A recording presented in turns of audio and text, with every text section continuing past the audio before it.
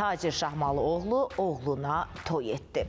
Həmin toydan eksklüziv olaraq bütün görüntülər Magazin Plus'da.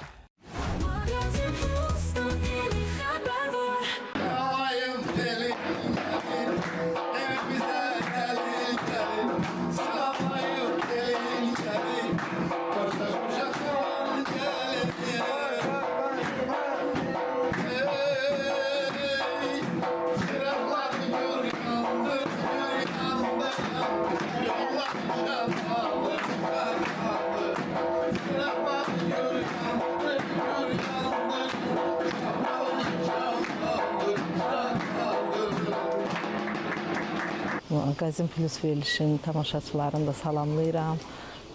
Allah hamının balasını xoşbəxt eləsin. Mənim uşaqlarım da onun içində. Qaqam təbrik edirəm. Allah xoşbəxt eləsin. Allah xoşbəxt eləsin. Bir bibi olaraq bütün hamının balalarına, subaylarına qismət olsun. İllərlə gözlədiyim bir vaxtı gəldi, çatdı. Düzü mən də mən elə bir onu ifadə ilə, sözlə ifadə eləyə bilmirəm. O keçirdiyim hissi sözlə ifadə eləyə bilmirəm. Amma nə deyim ki, qürur duyuram balamla, böyüyübdür, mən deyən oğlan olubdur. Mən də Tacir müəllimi təbrik edirəm. İnşallah o gün olsun ki, ömrün toyuna bizi dəvət eləsin. Balam xoşbəxt olsun, oğlu qızlı olsun, qoşa qalsın, nə deyim, ən xoşbəxtlərim xoşbəxt olsun.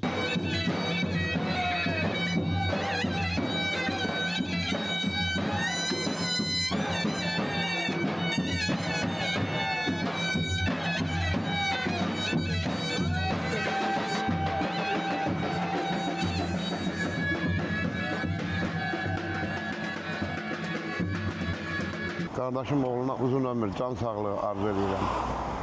Allah sağlıqdan arzu edirəm ki, hər bir valideynin oğlu, qızı bu qara qismət olsun inşallah. Cəmi, bütün subayların hamısına qismət olsun.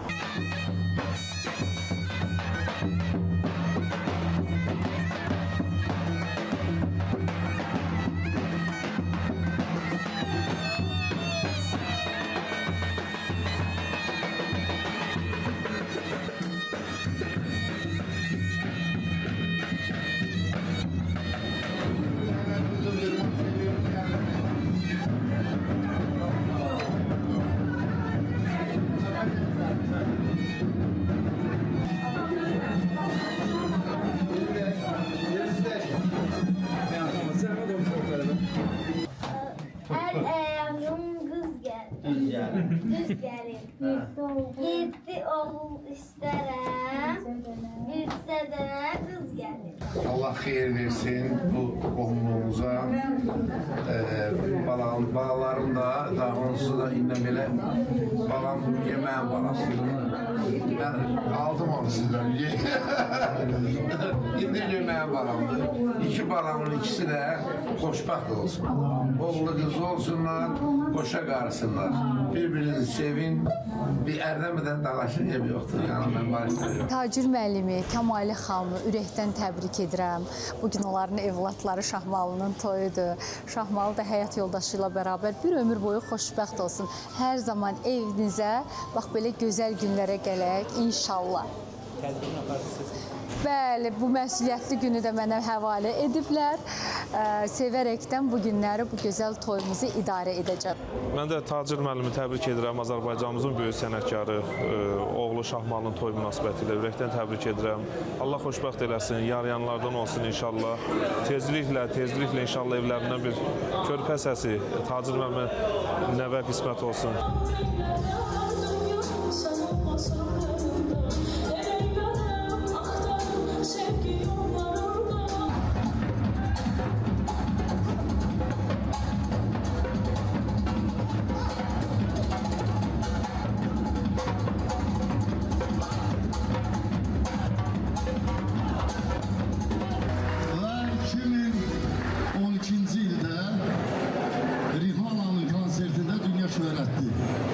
O sesi benden istemişti. Bir alkışlar da gelsin bakın o senete. Ve 2012 yılda biz Azerbaycan ritimlerine Allah Teala'nın izniyle bize verdiği şanslarla Tacir müəllimin gələn ritmlərə bir başqa bir, necə deyərlər, gözəlliklər gətirdik.